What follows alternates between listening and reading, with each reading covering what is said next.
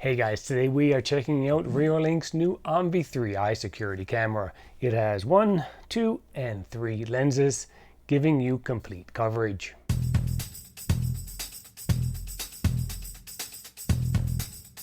Alright, so Reolink has just upped their game by adding this brand new security camera to their lineup. At first glance, the OmniView 3i stands out from all other security cameras because of the number of lenses it has on board. The two upper cameras are stitched together to create a massive 10 megapixel 180 degree image. Then on the bottom, we have the 8 megapixel or 4K pan and tilt camera that swivels around and tracks you wherever you go. It currently costs about $240 American, and you can check out the most up-to-date pricing using this QR code or looking in the description below. I sometimes have Reolink.com stackable coupon codes, so check out the description for that as well. So yeah, we have one device, 3 cameras, total coverage. Hey, I wonder if the 3i stands for 3 eyes, as in cameras. Okay, so before we go any farther, special thanks to Reolink for sending me this camera in exchange for my honest review. Now this is the PoE or Power over Ethernet version, which is hardwired to the Reolink NVR or a PoE network switch on my home network. Here's what we're going to be covering today. I'm going to quickly show you what's included in the box, then we're going to run through the technical specifications and look at some footage. Then we're going to finish up with some app features, including the new one, object removal. Okay, let's put the camera back in the box and see what's inside. So quickly here we have the user guide, followed by a drill template for mounting the bracket. Then we have some security stickers for your window. And this is some promotional material. Cool, this is the network cable so that you can test the camera out before installing it in its permanent location. Okay, we got some screws here. I like to use my own. And a network cable weather seal. And of course, yeah, we have the camera. Feels nice and solid. Metal bracket, pretty heavy. Yeah, I'm impressed. Yeah, so next we're going to do a deep dive into some of the specifications and check out some footage. Starting off at the end of this lead, we have 2 ways you can power the camera. A DC power port and a PoE network port that we just talked about to hardwire the camera to your NVR or home network. Now, if you don't have an NVR, you could drop a micro SD card into the camera right here. A card of 512 gigs will hold about 3 days worth of continuous footage. I recommend going into the app, however, and just recording events when motion is detected. Now this camera also supports third-party recording over RTSP or ONVIF. Now I use the third-party software called Blue Iris to record 24/7. It's PC software, and if you want to see my settings, you can pause the video right here. Right here next to the micro SD card slot, we have a reset button to restore the camera back to factory defaults. Now right here on the front we have a status light. I usually like to turn those off, and luckily that's an option in the app. Up next we're going to check out the mic. It's located right here, and to better test that, let's go run outside where I've got this camera installed. Alright guys, this is a microphone test from 120 feet away. Now we are 100 feet away. This is what the audio sounds like through the microphone. Okay, well, just hang on a second. You guys see that? A crow just flew by in the background and you could hear it as plain as day. Let's play that again. Now we are 100 feet away. This is what the audio sounds like through the microphone.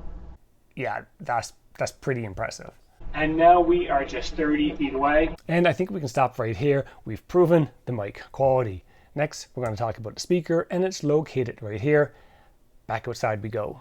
Hi guys, this is what the audio sounds like when talking through the Reolink app to the camera speaker.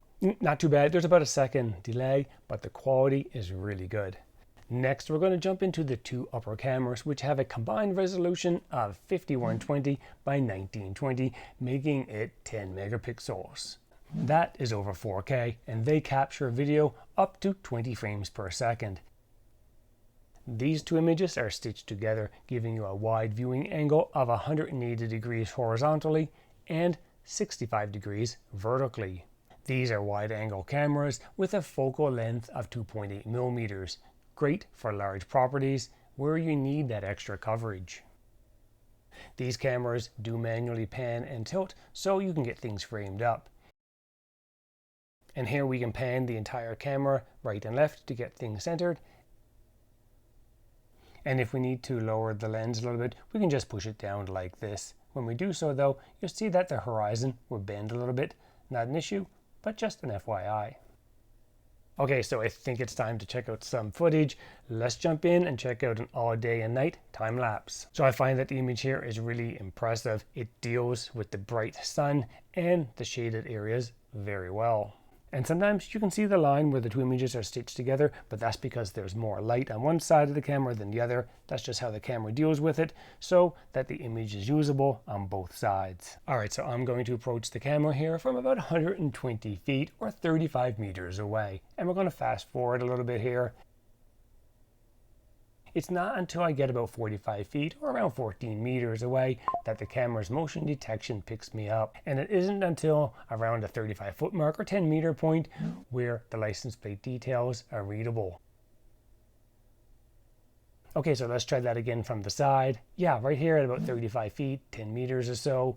Yeah, totally reasonable. The wide-angle lens is used for coverage, but it can pull in those details at that distance. Alright, so up next we're going to jump into some footage from the 4K 8 megapixel pan and tilt camera. I'm going to refer to it as PT for pan and tilt. Its resolution is 3840 by 2160. This is a 6mm camera, meaning it's zoomed into a fixed focal length of 6mm. Its field of view is 55 degrees by 30. It's a permanently zoomed in camera, and it's great at picking up those details that the wide angle camera cannot.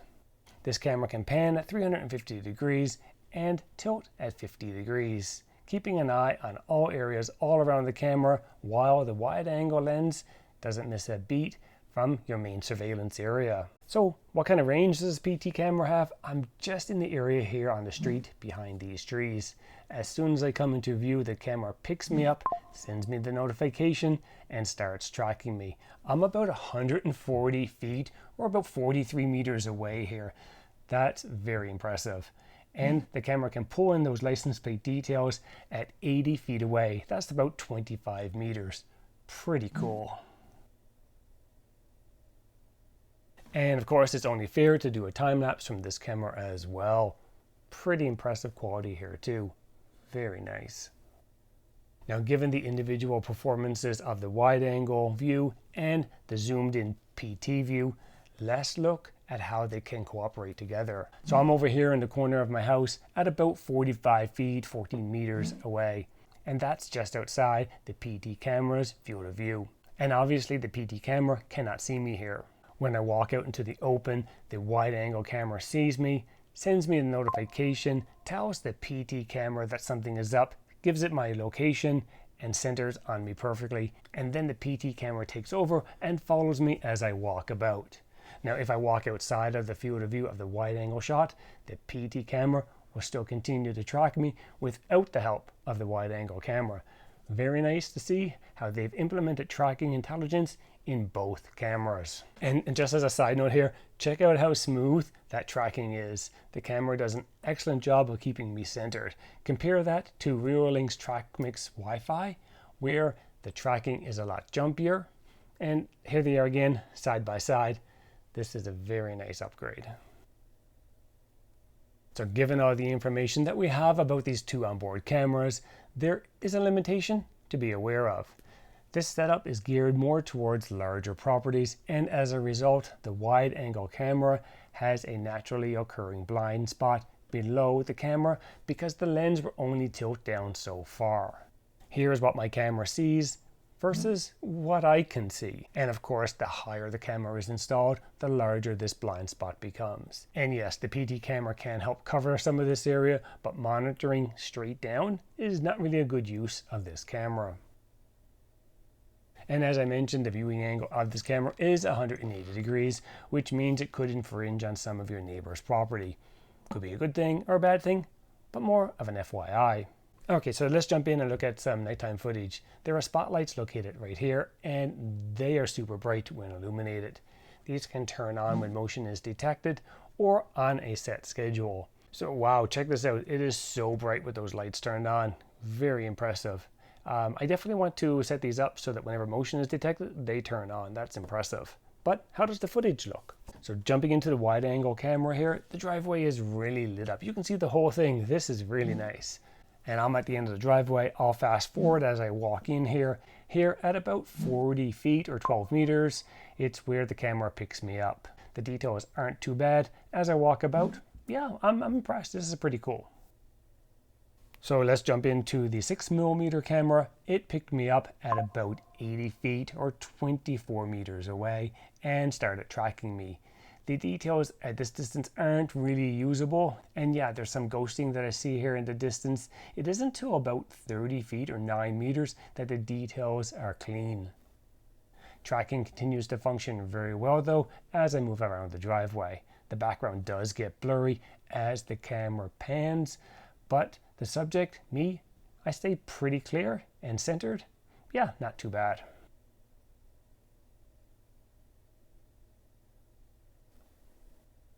Moving on to the infrared lights, they are located right here on the camera.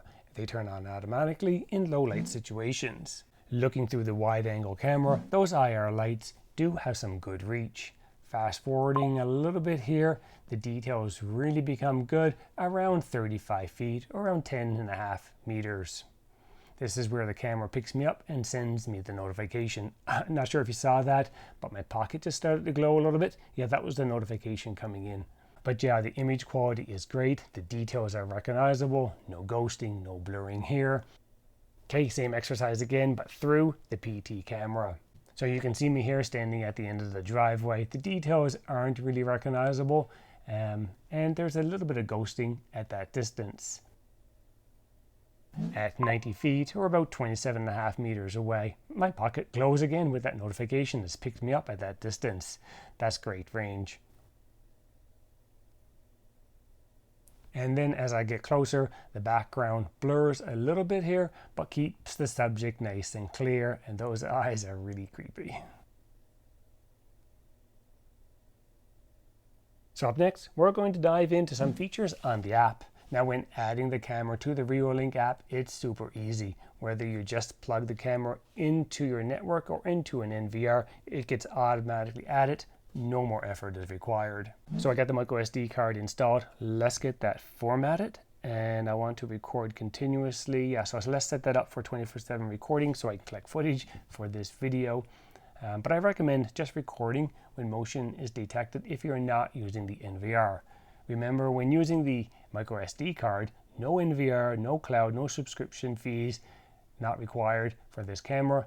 It can be used as a standalone device. Now, if you are using an NVR, it will record automatically 24/7. All right, so next we're going to check out the pinpoint feature. This allows you to center the pan and tilt camera on a subject just by tapping the screen once. So the other way to do it, the old way of doing it, was using the little joystick, and you had to hunt and then overestimate and go back to try to find that area to get things centered. And by that time it was too late because it took so long.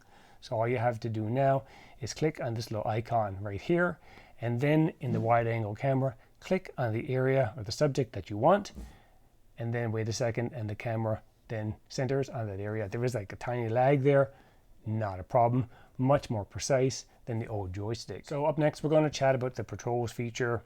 At the bottom of the screen here, I already have some presets set up. I just click on them and the pan and tilt camera will swing around and go to that point of interest on the patrols page, so you can link these together in series. And let's set them up here. Okay, we got those, and we'll save that.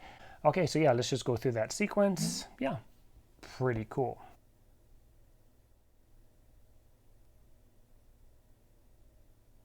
All right, so the last feature we have on tap here is object removal. Now this is a new feature. It's not perfect, but here's a rundown on how it works. Now in the detection alarm area here, you're going to see a bunch of different alarm features, and go to object removal. And we're going to click add, then click on the edit button, and we'll go to landscape mode and click on the full screen button so that we have everything in view here. And we're going to move this little box around the object so that if this object disappears, we're going to be notified. Okay, so then we hit save, and we're going to crank up the sensitivity here, And that's it. To make sure notifications are on, of course. And I found it was best to disable auto tracking for some reason. So I'm going to run outside here. I'm going to remove that item. And in about 5 to 15 seconds, yeah, we get the notification. It's not perfect, but it's a pretty cool feature just the same. All right, so in conclusion, guys, I am very impressed with this new security camera. It's easy to install, easy to set up on the app. The video quality is great day and night, and I'm impressed with how smooth the auto tracking is now. The pinpoint feature is also cool because hunting for stuff manually with that little joystick is so annoying. I think Reolink solved the problem here with the 6mm zoom tracking camera, capturing details while the wide angle camera keeps an eye on everything else. And how they work together, that's pretty cool too. On the other hand, there is that little blind spot to be aware of if installing the camera up high or on a smaller property. So all right, that was a lot of information. I hope that you guys found it helpful. Please show your support with a thumbs up and hit that subscribe button so you don't miss out on any future home tech DIY projects. Thanks for watching.